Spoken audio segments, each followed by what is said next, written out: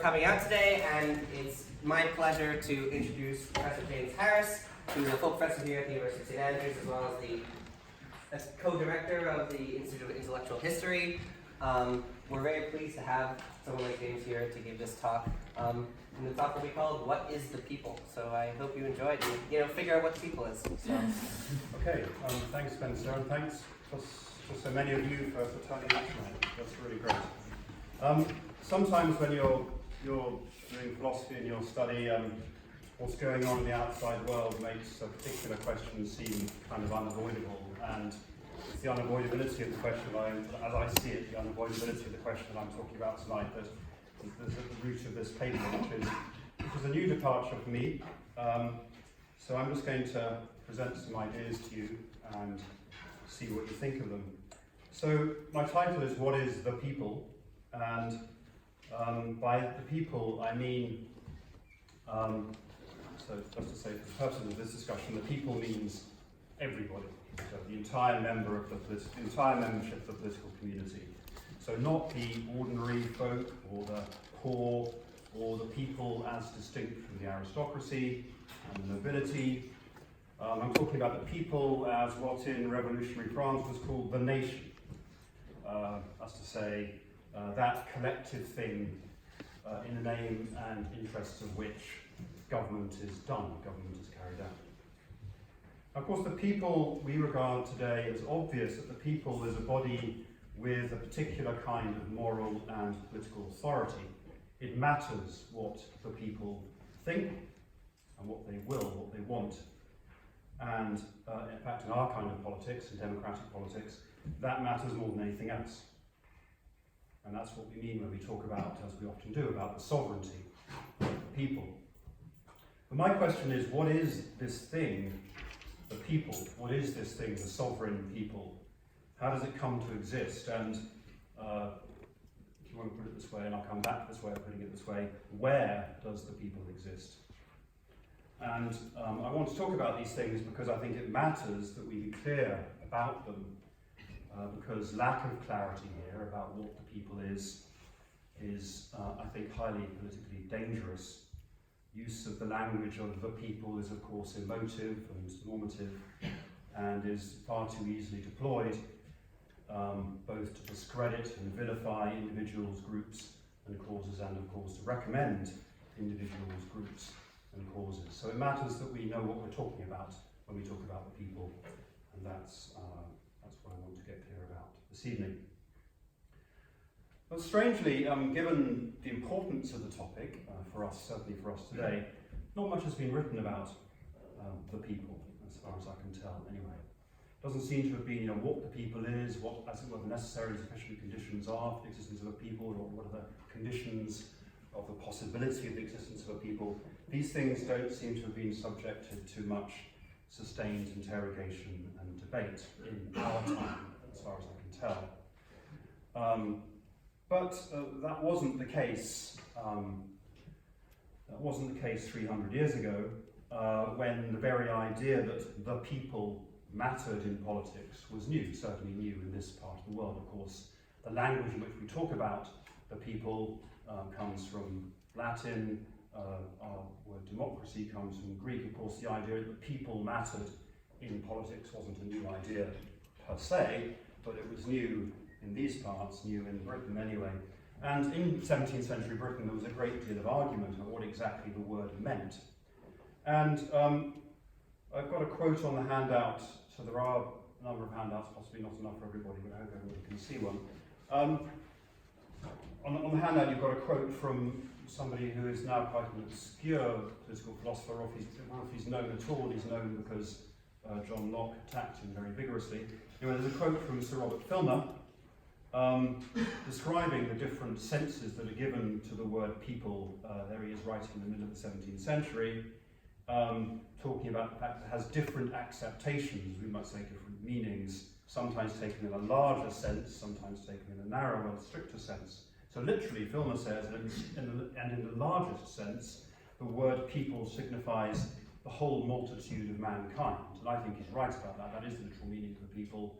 Although, of course, we don't really mean the whole multitude of mankind for our purposes, we mean the whole multitude of particular population of a country or a state, but it has, as Philip puts it, figuratively or synectically, many other kinds of meanings. Sometimes when we talk about the people, we mean the larger part of the population, the majority. Sometimes we mean the better sort of people, or the richer people, or the wiser people. This tells us something about the time. Of course, we might naturally think of the people as being the poorer people, or the masses, or something like that, but in Filmer's day, it means more naturally the kind of the better sort.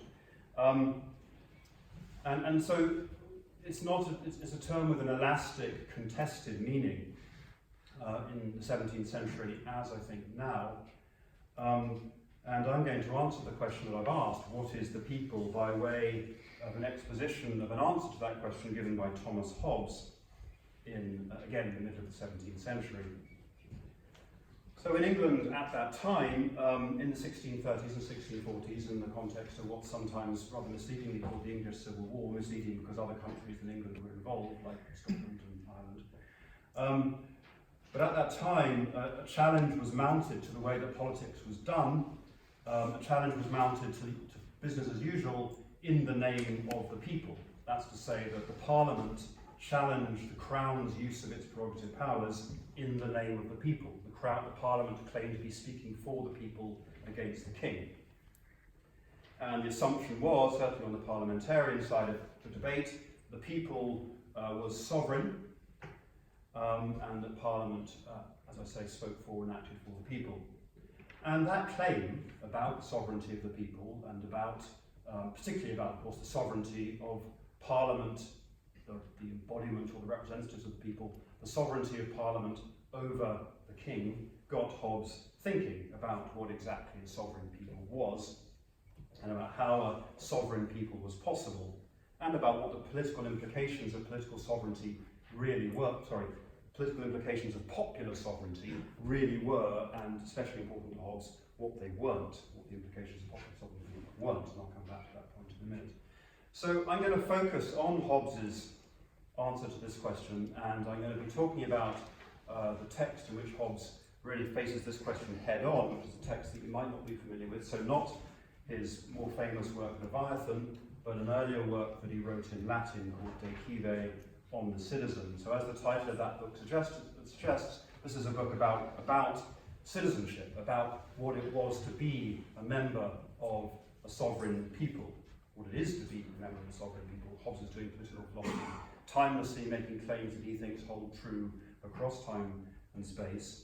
And what he's interested in is what it is, as I say, to be a member of a people, what it is to be a citizen, what it is to live freely in a political society of equals, where government is done in your name and in your interest, as opposed to being not a citizen but being a slave or a serf or something like that. Now Hobbes has a rather counterintuitive understanding of what that actually means, what popular sovereignty actually entails, as we'll see.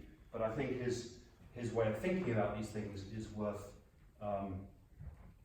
pursuing, nevertheless. But just to be clear, my point today is not to be arguing for the correctness of Hobbes's view. Rather, it's simply to explain it as best I can to you, to try and motivate it, and to put it up for discussion. I'm not, for present purposes, the idea is not that I am defending Hobbes. I'm simply trying to explain him. Although, of course, I'm interested in Hobbes because I think there's something to be said for his view. So let me begin with a passage from this Latin text of Hobbes's, De Cive. In chapter 12 of that book, Hobbes, as he does in Leviathan, in a different chapter, addresses some what he calls causes of civil conflict, by which he means misguided opinions which tend to destabilize the polity. And the last one that he talks about in De Cive, it's interesting, just as a side note, he doesn't mention this at all in Leviathan, I'm not sure why not. Anyway, in De Cive he says the last opinion that is detrimental to a civil regime, so this is the second quote on your handout, and particularly to a monarchy, but don't worry too much about that, is that people don't make a clear enough distinction between a people and a crowd. So Hobbes uses two words to talk about, put it slightly differently. Hobbes's use of the Latin word multitudo is translated in more than one way. so it can be translated as multitude or crowd. Anyway, the important thing is there's a distinction between a multitude or crowd on the one hand and a people on the other. And he says that failing to make that distinction is politically damaging. Why so? Well, because people mistakenly, when they're talking about rebellion and resistance against power, against existent power, people talk misleadingly. They say that the people has rebelled, or the people has resisted tyranny, when what they should be saying, according to Hobbes, is that some of the multitude resisted power, some of the multitude resisted tyranny. So it matters to Hobbes that we be very precise in our use of the word people and our use of that in politics in particular, and that we be clear about exactly what we mean when we use that language, because it's all too easy to valorize a cause by saying, well, it's the people's will, the people want it, the people did it. You know, once you say that, and once you make it plausible, it sounds like, of course, that's a just cause. Hobbes's question is, well, do we really know what we mean when we use that language? Is it not more accurate to say, not that the people did it or the people wanted it, but, as you might say, some of the people wanted it, perhaps a majority of the people wanted it, but we should be wary of saying that the people wanted it. And I'll come back to this passage from Hobbes and say a bit more about it in a minute. So why does this distinction matter so much to Hobbes? What does the distinction really amount to, as far as he's concerned? Well, that, of course, raises the question of what he actually means by a people. And he tells us something important about that in this quote, where he says, in the passage I think I've put in bold, a people is a single entity with a single will. You can attribute an action to it, and that can't be said of a crowd. Okay, so let's try and make sense of what Hobbes is saying here. So, just to remind you, for the purposes of this discussion, the people is every member of the political nation. But it's not, and this is the crucial point, the people is not simply the numerical sum of the people who happen to live in that nation at that time. Crucially because, so we suppose, the people remains the same as members of the population die and new members of the population are born. So there's got to be some kind of principle of unity that keeps the people the same people through time, even though the actual membership of the people is changing as people die and are born and so forth and grow up into maturity. And this should remind you perhaps of some things that Locke says about personal identity, if you're familiar with that discussion in the essay concerning human understanding, about how personhood has got to be something that survives change in our physical and perhaps mental constitution. There's got to be something that makes us the same person, even though, you know, physically speaking and mentally speaking, we're changing all the time. And personhood is an important word for Hobbes in this area, as it is for Locke when we're talking about identity of individuals, moral individuals through space. Anyway, so what is it that enables a people to remain the same thing through time as its membership changes? And Hobbes' answer to that question is the people remains the same thing insofar as it can be said to have a single will. And because it has a will that can survive through time as membership of the population changes, a people can be said to do things, can be said to be the bearer of responsibility.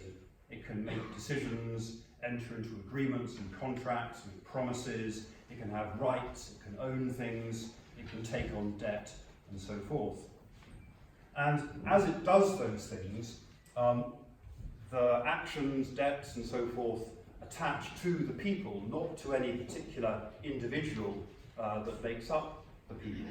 So anybody here who's British doesn't actually bear personal responsibility for our national debt, good thing because it's enormous, But of course the British people, in some sense, bears responsibility for that debt and continues to bear responsibility for that debt through time. So there's some kind of special thing that we're talking about here that can have a will, that can do things, enter into contractual relationships with other peoples and other entities, despite change. Now these things, I mean the important point for Hobbes' purposes is that these things that the people does are in some sense done by everybody, done by every member of the people. But having said that, Hobbes wants to make an important qualification of that claim. So what he wants to say is not that, so insofar as we all are members of the people and the people has a will, it doesn't follow that each and every one of us, say members of the British people, the French people, whatever, that each and every one of us agrees with what is done by the French or English people. There will be some among the people who think that a particular decision that the people does is wrong. But there's a sense in which that decision is still their decision as members of the English or French people. It's their will because they are members of the people, and because there's a sense in which the people's will is their will, they are part of it, even if on this or that occasion they thought differently from the majority. So we all bear some kind of collective responsibility for the debts that the state takes on in our name, even if we don't think that that was the right thing for the state to have done. So where there is disagreement amongst the people, nevertheless, somehow or other, the decision remains the will of the people and not just the will of some people, the will of the people who actually happen to agree with that policy. So again, the point is the people is every member of the nation, and the will of the people is not merely the will of the majority, it's the will of everybody.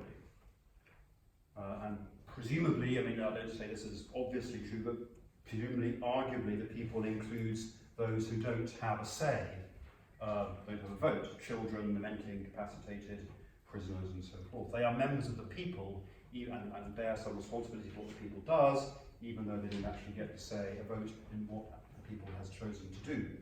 And of course in Hobbes' day that's included half of the population, namely women.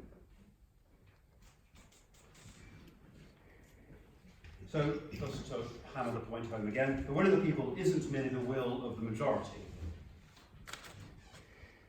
The people's will is not merely, as Hobbes is using this word, the people's will is not merely the will of those who voted for a policy, it's the will of those who didn't vote for the policy in question, who didn't vote at all, who couldn't vote. Furthermore, I think, it's not sufficient, as far as Hobbes sees it, it's not sufficient for a decision to be the people's will if, as a matter of fact, everybody did either vote for it or want it to be voted for, or would have voted for it if they'd been asked. Hobbes' way of describing that situation, which is the policy simply which everybody favours, as a situation in which the multitude or crowd want something. With a crowd, there are a multitude of wills, not a single will.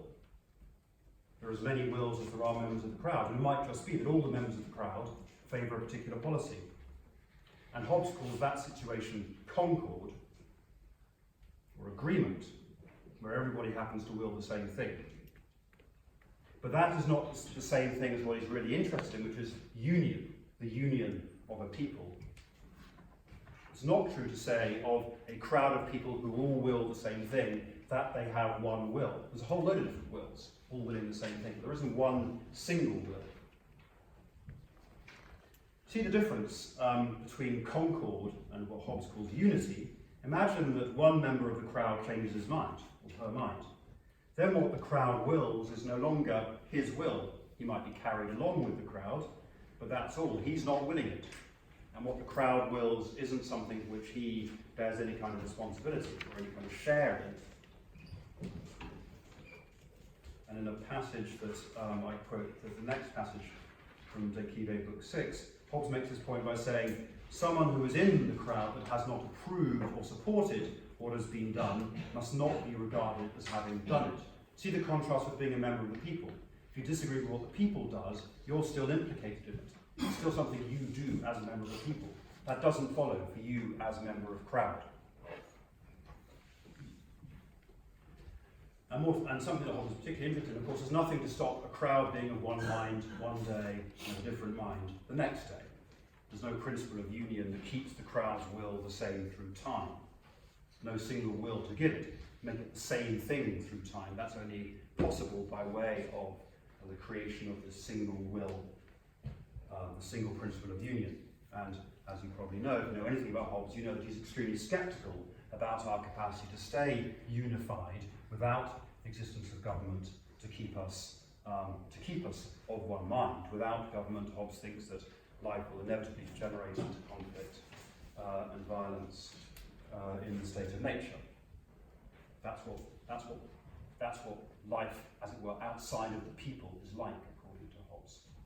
And it's an empirical claim, of course, and a contestable one, and I don't think it's an essential part of this view, but that's why union as opposed to concord matters so much for Hobbes.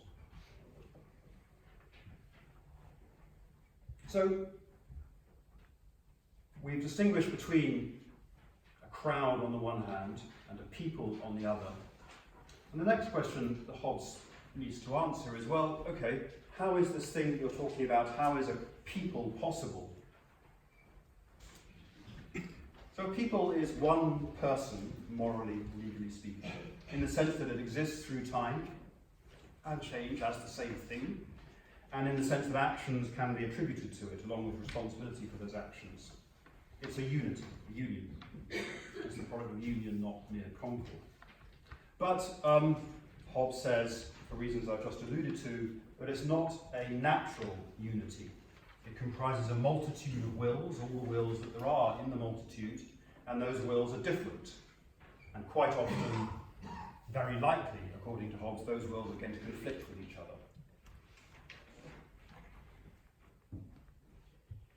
Hobbes had an acute sense, as I've just said, of the possibility of conflict amongst groups of human beings.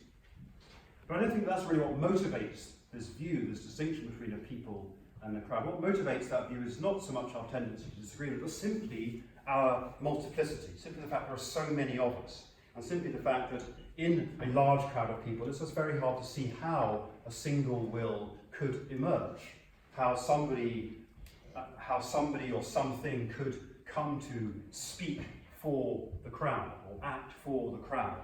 It's hard to see how that's going to be possible given human beings as they are, and in particular given something that Hobbes is very insistent upon, which is the natural equality of human beings.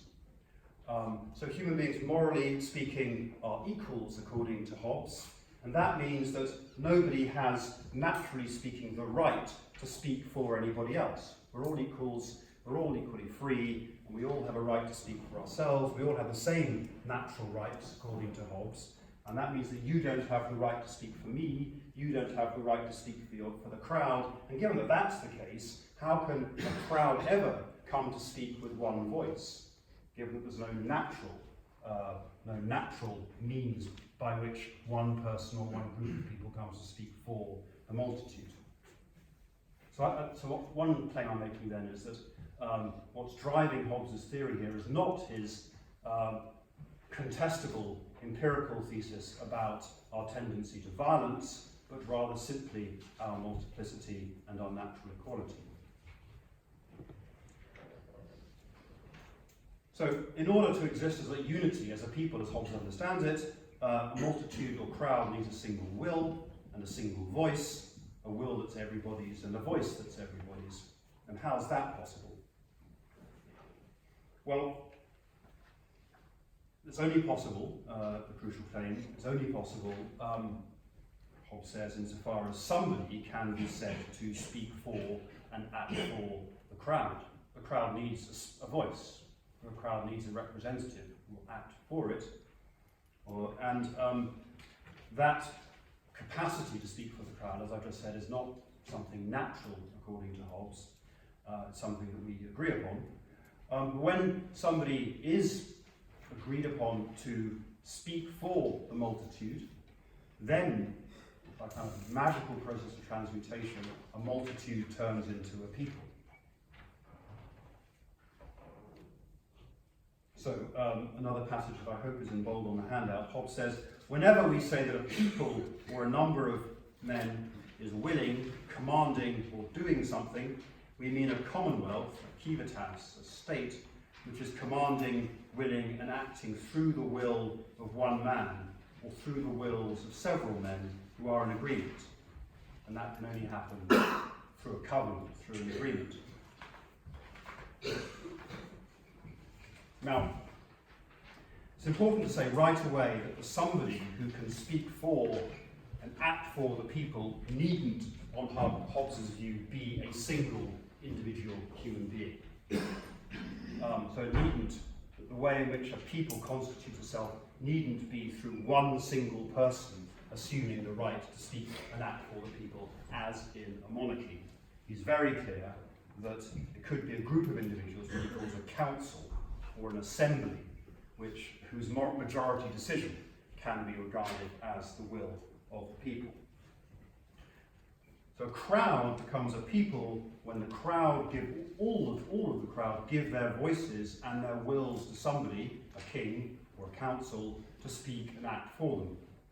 On the understanding, of course, that each individual of the people, or rather of the crowd, might not actually agree with what the king or the council does in their name on each and every occasion, but you empower the king or the council to act for you, to make decisions on the multitude's behalf on matters of common and fundamental concern. As Hobbes puts it in one of his early texts, for the multitude's common peace, defence, and interest. And this person that acts for the multitude, speaks for the multitude, is what Hobbes calls the sovereign. Their will is supreme, but only because it's the will of the whole people. So sovereignty of the people, according to Hobbes, expresses itself through the will of this person who unifies the crowd and makes them a people. Again, it could be a single individual, king or queen, or it could be democratic or aristocratic council. So a people, according to Hobbes, is an artificial entity. In the language that Hobbes develops in his later text, the Leviathan, a multitude is represented as if it were a unity in the person of the sovereign. The multitude is represented as if it had a single will, as if it had a single voice. It's represented as a people, as a single unified thing, by the king or by the council or assembly. And using the language of representation, which is important for Hobbes' purposes in Leviathan, this kind of gives an added kind of dimension to his theory, which is not important for present purposes. Anyway, using that language, Hobbes says this is the quote I've put from Leviathan on the handout. A multitude of men are made one person, turned into a people, when they are by one man or one person represented. Now, just remember, one person there we're talking about a legal or a moral person, which could be a single individual human being or a democratic chamber. So that it be done with the consent of everyone of that multitude in particular. So it's absolutely crucial for the constitution of a people that everybody consents, every member of the multitude consents to this process whereby a single person comes to unify the crowd and turn them into a people. For it's the unity of the representer, the king or the council, not the unity of the represented, that maketh the person one. And it's the representer that beareth the person and but one person, and unity cannot otherwise be understood in multitude. That's why this is the only way in which unity can be understood in a multitude, Hobbes is saying. So, because he understands this to be an artificial process, because there's no natural process whereby one person comes to speak for the people, Hobbes describes this creation of the sovereign in terms of the making of a covenant or contract. And that's where the social contract begins to do work in Hobbes' political thought as what binds each and every one of us, members of the multitude, into a people by taking a single person as our sovereign representative. So, just to sum up to where we've got to so far, on Hobbes' picture of what we might call the ontology of politics. So what are the fundamental things in politics as far as Hobbes is concerned? Well, there are only two of them. There's the individual, and there's the sovereign who collects and represents individuals as a people. So there's the individual and the sovereign representative, a king or an assembly. The multitude or crowd, of course, is simply a collection of individuals, and nothing more than that, nothing more, as it were, metaphysically speaking, than a mere collection of individuals. Now, there's room for debate about whether Hobbes's sort of social ontology extends to include families and other social groups, but for my purposes, I don't need to go into that because in the political sphere, Hobbes says those things are irrelevant. All you've got is the relationship between the individual, as we would say now, the individual and the state.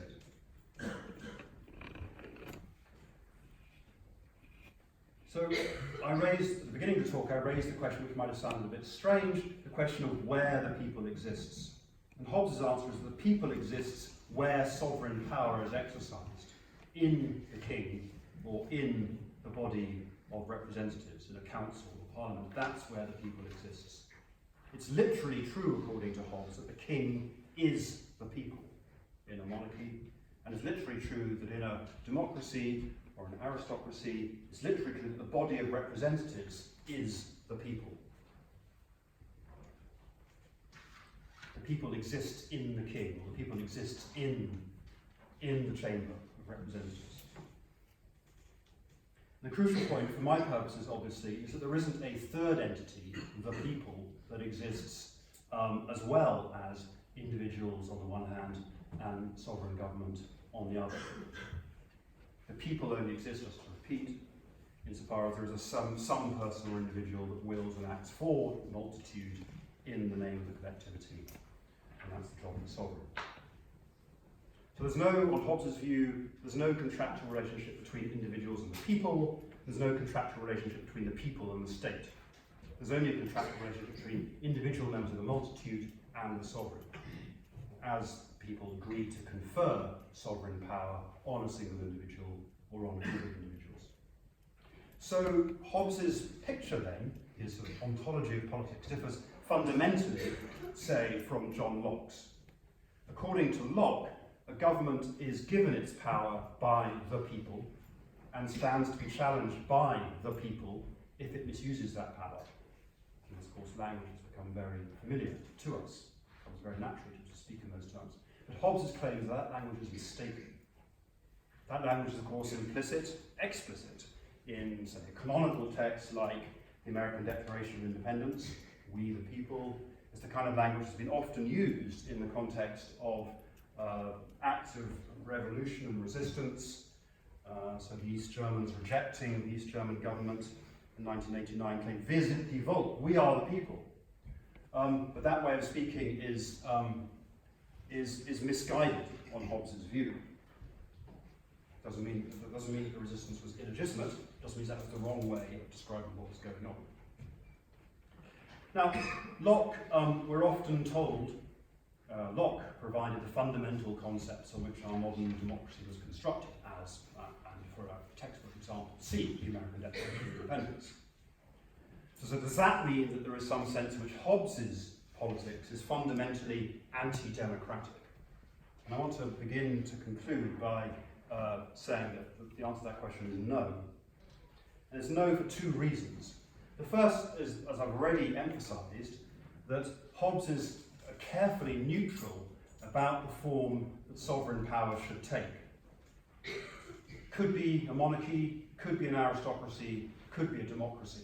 Now Hobbes argues, for contingent reasons to do with the way things tend to go in aristocracies and democracies, that in fact monarchy is the best form of government. But that's a detachable part of his theory. In principle, sovereign power could be lodged just as well in a democratic assembly as in a single person, a king or queen. The idea that Hobbes' view is anti-democratic is mistaken for another reason, which is that whatever form of government a state has, that form has its ultimate basis in democracy. because the capacity of government to speak for and act for the people depends on its having been authorised to do so by everybody.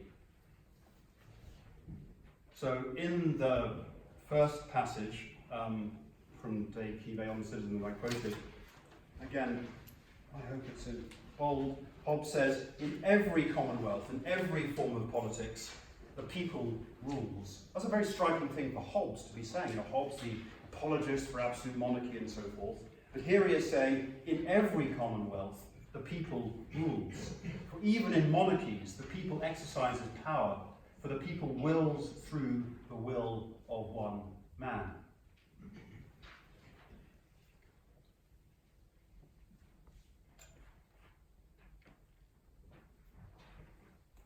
Now, Hobbes' position does entail the claim, it sounds fundamentally anti-democratic. The claim that sovereign power is absolute, can't be challenged, there's no right of resistance against it. Of course, one thing that Hobbes is doing in his political writing is trying to show the illegitimacy of the parliamentarian challenge to the power, to the reign of Charles I. But again, this claim is a claim about sovereign power as such. His claim is that in authorising the sovereign, in authorising the representative that makes the people a people, subjects have given up the right to act on their private judgment on the sovereign's actions. The sovereign's will, Hobbes says, in fact, is one of his most radical and disconcerting claims, the sovereign's will determines what counts as right and wrong in the political sphere. So there is no way you can appeal to an independent conception of right and wrong to justify resistance to political power. And as I said, Hobbes was himself an advocate of absolute monarchy. But on his terms, importantly, an elected chamber of representatives is just as absolute in its power as an absolute monarch, until, of course, it dissolves itself and puts itself up for re-election. The crucial thing about a democratic sovereign is that its lifespan is limited to 5 years or 4 years or whatever it might be. The point is you can't challenge that sovereign's, the sovereign, as we used to say in this country, the sovereign houses of parliament. There's no way of challenging their authority on a legal basis whilst parliament was sitting. So Hobbes is simply making that claim about the nature of sovereignty. It's not such as can be challenged, that's what it means to be sovereign. But it's not simply an endorsement of absolute monarchy, it's an endorsement of the sovereign power of the government, whatever form of government we might be talking about. So what Hobbes' denial of the right of resistance means that there's no resistance. It doesn't make sense to talk about resistance to government on the part of the people. It can't make sense to talk that way in Hobbes' terms, because the government, the king, the democratic chamber is the people. That's where the people is, as opposed to a multitude, according to Hobbes. For a people resisting itself, I mean, that's what we'd have to be saying when we talk about the people. That the people would have to be resisting itself, which makes no sense of things. And he says this again in one of the passage I hope I've highlighted on the handout. He says, from De Cive 6, for despite the fact it is commonly said of some great rebellions, the people of the Commonwealth has taken up arms, it's only true of those who've actually taken up arms or are in league with them. For a commonwealth, which is one person, a people, cannot take up arms against itself. So some people can rebel against the sovereign power, but the people can't. Now Hobbes, just to kind of forestall an issue which you might want to raise, this doesn't mean that, Hobbes is not denying that individuals have the right to resist government. He allows, there are circumstances in which individuals do have the right to resist government when government fails to protect, fails to provide the protection the government is there to provide. The important point is the right of resistance, according to Hobbes, attaches to individuals, not to the people. So it matters how we talk about the right of resistance. So we don't say that it's a right possessed by the people, We don't call exercises of the right to resistance actions on the part of the people, no matter how much we might approve of them, no matter how many individuals might be involved in them. The wrong way to describe them is as actions of the people. Now, just to wrap up, to move slightly closer to issues that concern us today, Hobbes doesn't discuss referendums, but a similar point might be made in their connection. What matters, as to say, is the language that we use to talk about them. It makes no sense to talk about a referendum on Hobbes' theory I've been explaining. It makes no sense to talk about a referendum result as an expression of the will of the people, since the people only exists in represented form in the government. A referendum result could only be interpreted as a report of what some people think on a particular issue, no matter how many people some people might actually be. And as such, I think a Hobbesian theory of referendums would insist that a referendum could only possibly be an advisory matter. It's some people expressing their view on a particular matter to the sovereign power. As I say, there's no sense in which a referendum result, on Hobbes' view, no sense in which a referendum result could bind the government's actions because it is the will of the people, because it isn't the will of the people. So just to finish, this is to say again that what Hobbes is telling us here is that how we talk about politics matters, and it matters that we be careful, very careful in our talk of the people and its will, because of how that language is manipulated and abused by populists who use it to advance what are in fact sexual interests of ethnicities, religions, socioeconomic classes, or whatever. So all I'm doing is echoing Hobbes' recommendation that we use this kind of language very carefully. And I'll stop there. Thanks for your attention.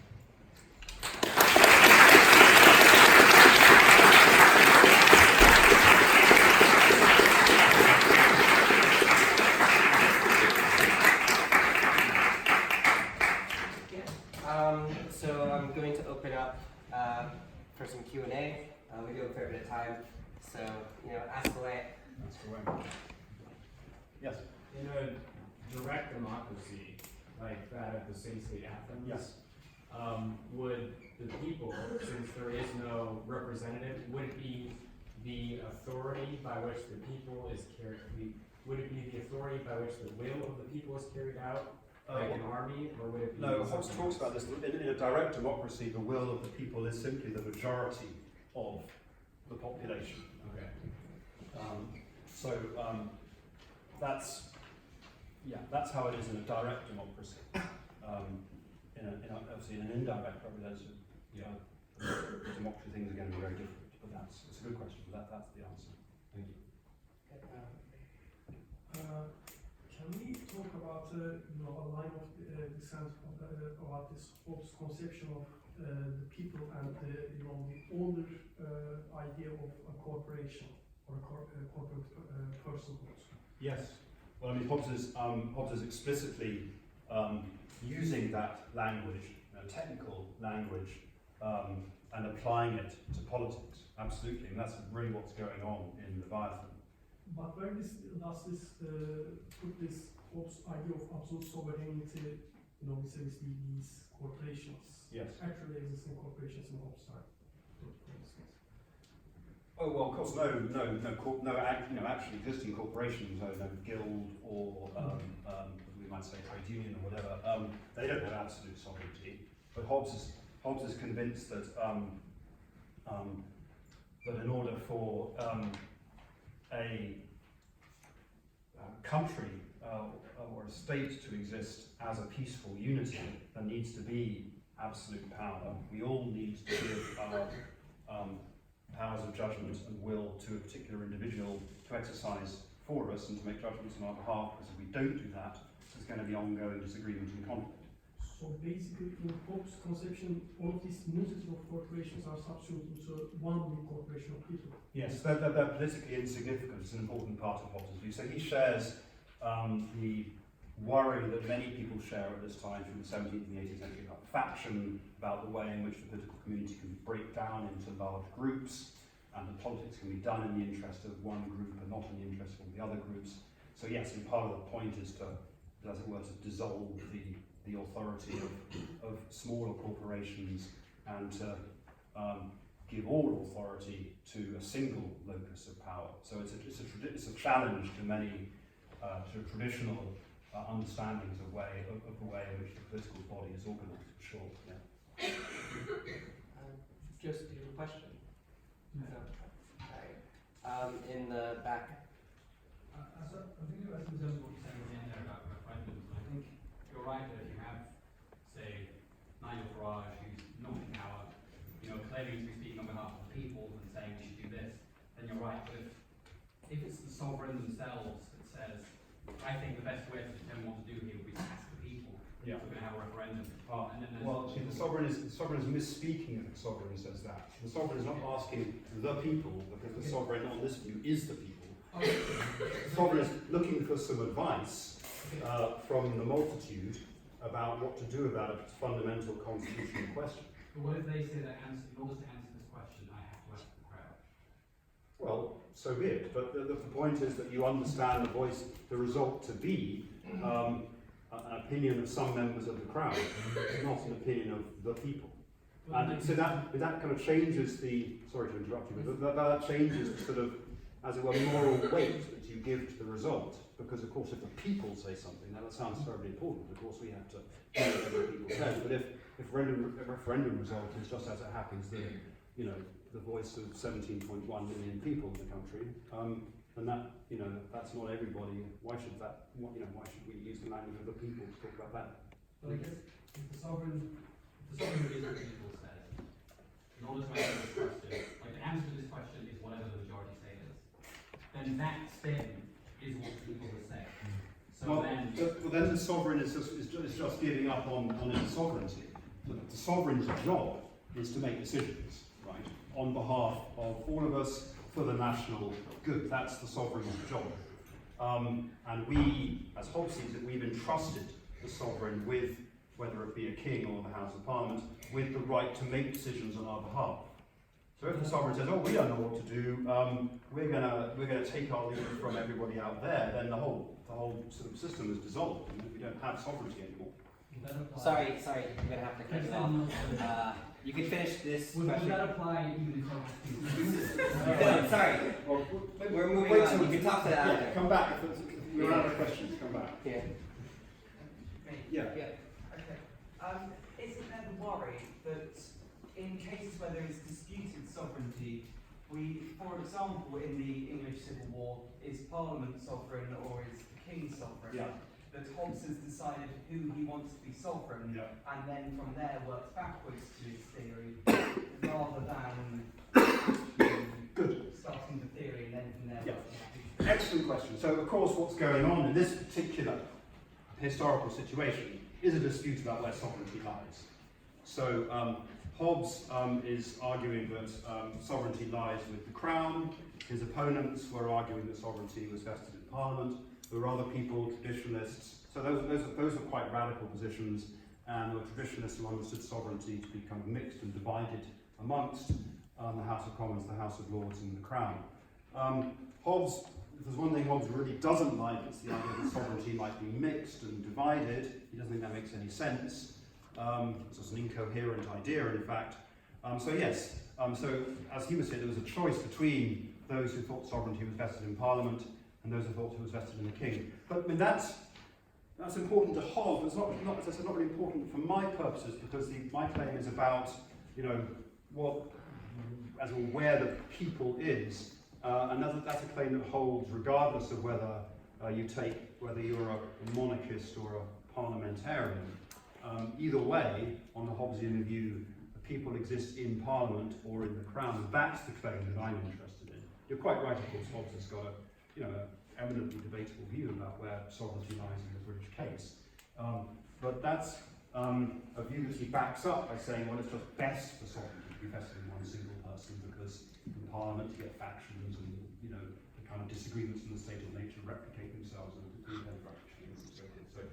So you only get real unity when there's one person, one king. So that's his argument. But yeah, it's a good, fair enough point to make. Sure. Yeah. So I have a question.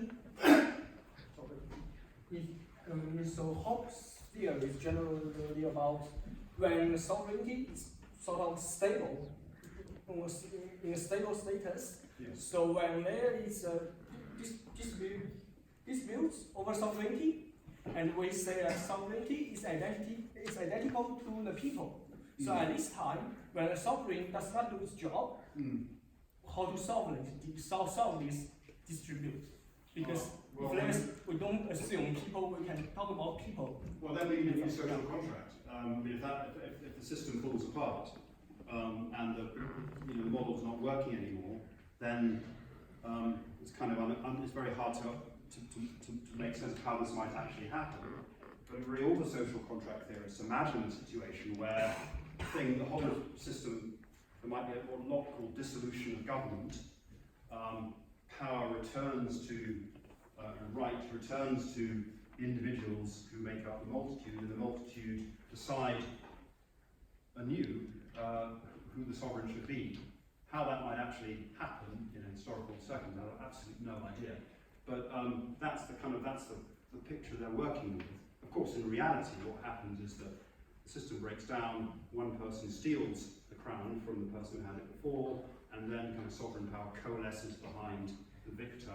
And insofar as we consent to the victor's authority, then we confer sovereign power upon him. The kind of morally dubious business that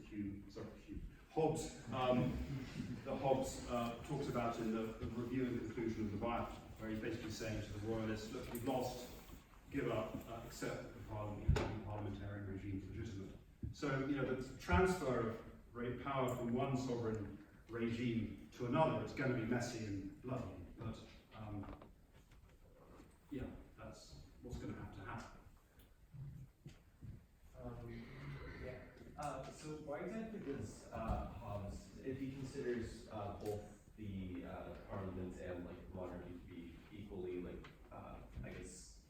represent the people in the same light, why exactly does he consider the monarchy to be a better? Well, like I say, because he thinks that because the way he thinks that parliaments are kind of they're riven with faction.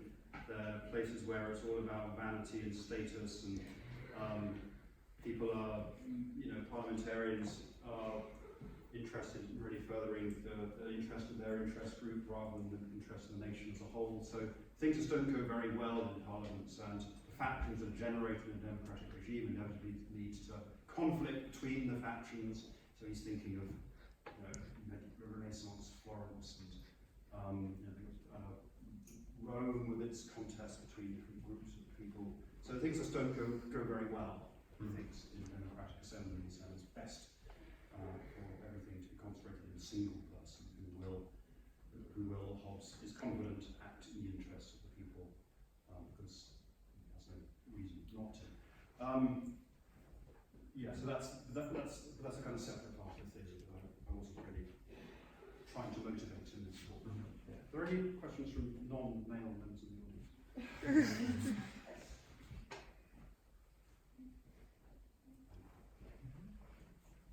No? Very well. Yes, please.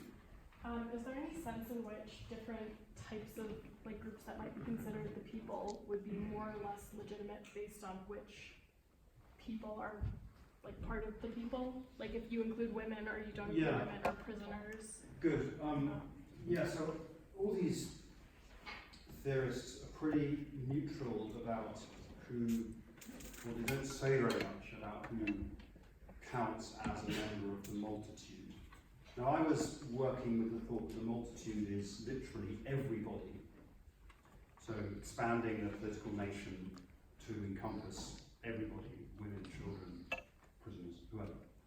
So that's the kind of language you get in, it would be nice to say that's the kind of language you get in the French Revolution. In fact, the French Revolution studiously excluded women from the political sphere, but they're perfectly fine with all the poor people and prisoners and so forth being But I don't see anything in the way of a kind of maximally expansive understanding of I don't think it really. I mean, yeah, I'm not sure for the purposes of the kind of picture I was drawing tonight. I don't think it really matters very much exactly what Hobbes' views were, say, on that particular question. So with Locke, for example, who talked a lot about the people, it's very unclear who counts as a member of the people according to Locke. He just doesn't tell us. So is it all the voters? There are very few voters, obviously, in England at this time. Or is it, all the people who own any property at all? Is it all the men, the adult men? We just don't know. But it doesn't really, that doesn't kind of get in the way of understanding the shape of the theory. And I think the same is true with Hobbes. So I think, does that, so it's kind of, there is no, those questions are not supposed to impact on the theory. I saw a question down there, any chance? Or no, do you not? No. No, that's not mine. Okay.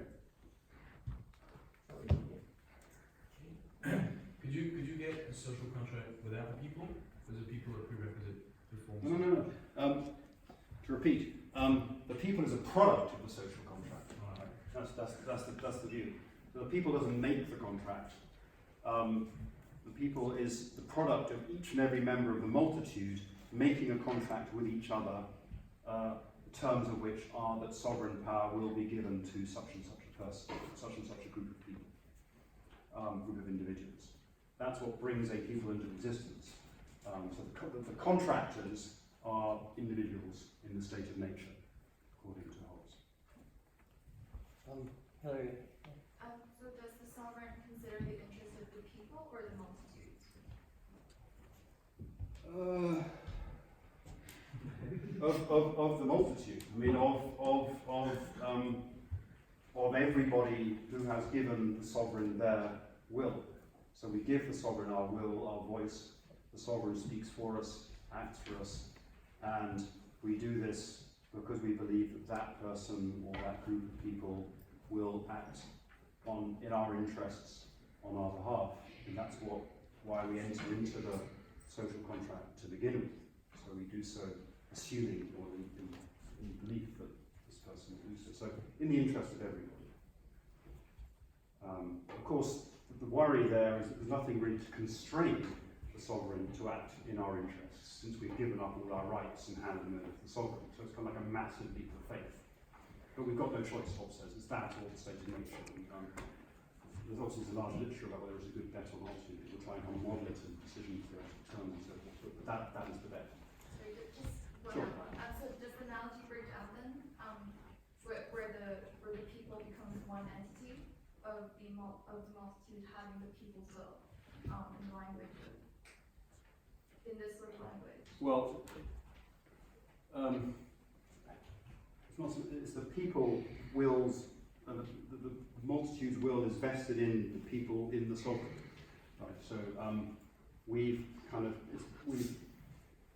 as it were given, each member of the multitude given their will to the sovereign person or body of people to act on their behalf. They now have they have our wills are dangerous things, they disagree with each other, they breed conflicts, and kind of surrender them to a bunch of people. So their will determines how things go, and we've kind of given up our will. We've just become kind of passive acceptors of what the sovereign does on our behalf.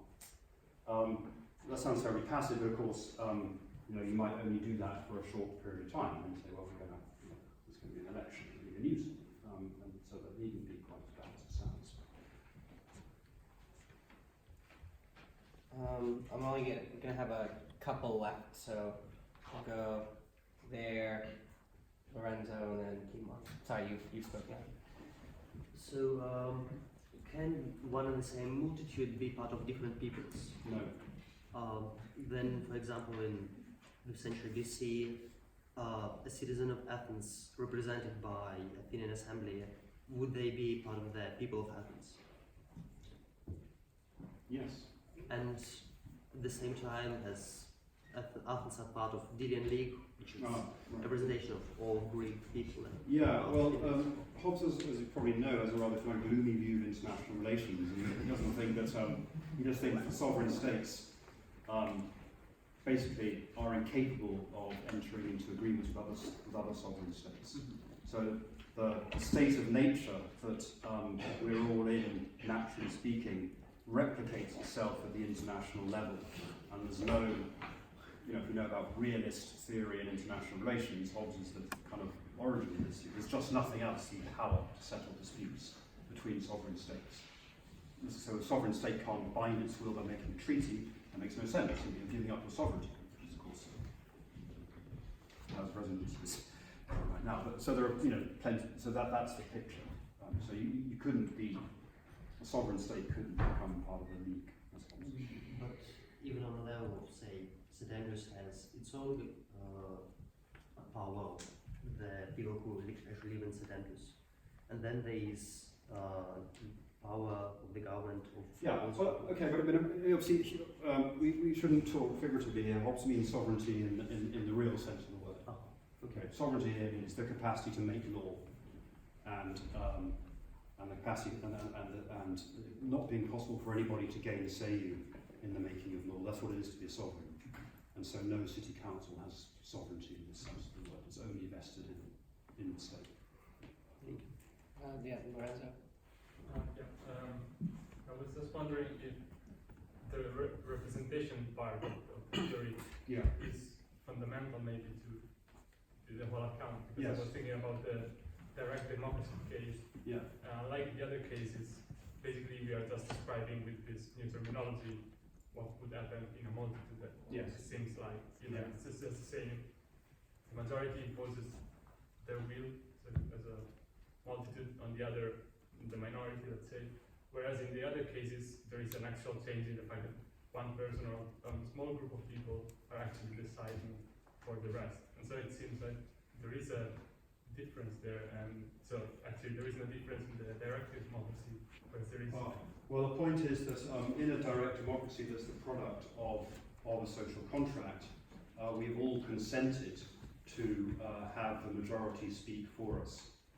And part of the deal is going to be that sometimes obviously we're going to be in the minority, we're not going to agree with what the majority wants, but in making the agreement, we're allowing that in those circumstances, nevertheless, the majority will speak for us. So it won't be an imposition or any kind of injustice when the majority does something that we don't want to do, because that's what we signed up for, right? Yeah, and then last question, Kimon. So, besides, I guess you're probably looking at Hobbes' view from one perspective. Yes. Perhaps, obviously, an obvious flaw with it is the association between the people and the sovereign. It seems that it's quite contrary to how we would think of the people, that a single person or a small group of people can be the people. But besides that, it seems to me that what Hobbes is getting exactly right is that it does not, that the expression the people does not mean anything like all the people or a majority of people or some people or something along those lines. That he's getting at we're getting at something perhaps more essential about the people when we're using talk of the people. And in Hobbes' view, I guess the idea would be, well, that's convention, it's based on our political system and culture that is determined. And I guess my question is,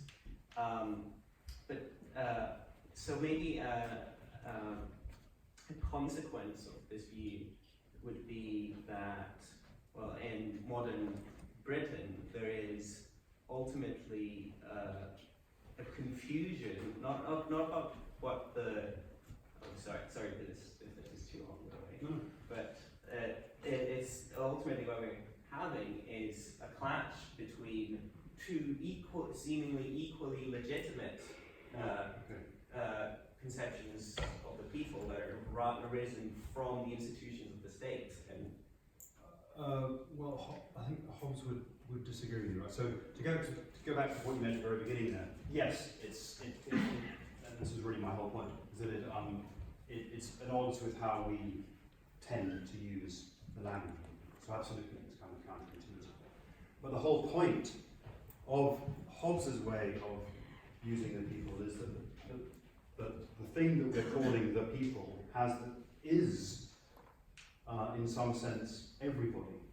And the people's will is everyone's will. It's not the will of some class or interest group or religious group. That's really the impulse behind this.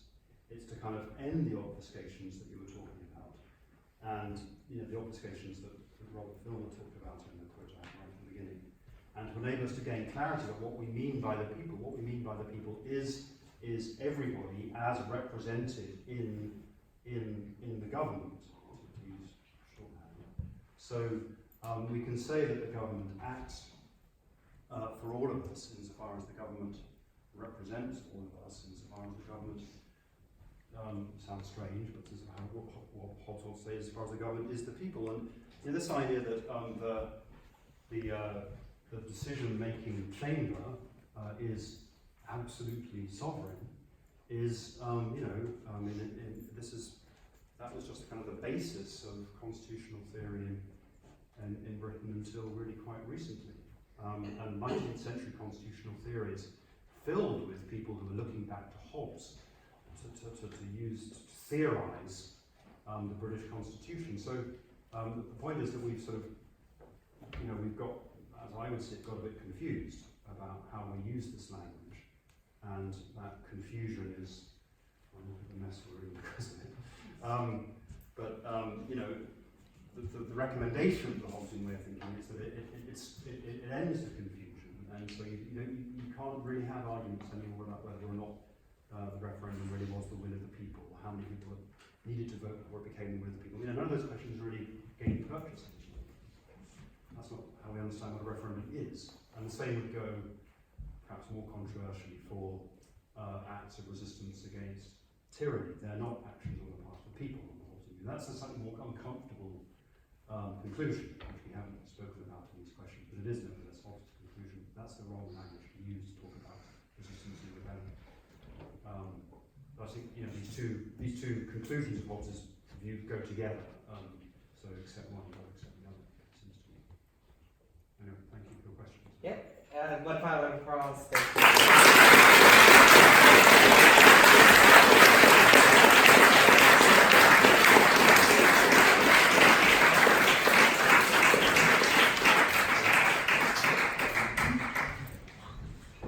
One final announcement, everyone.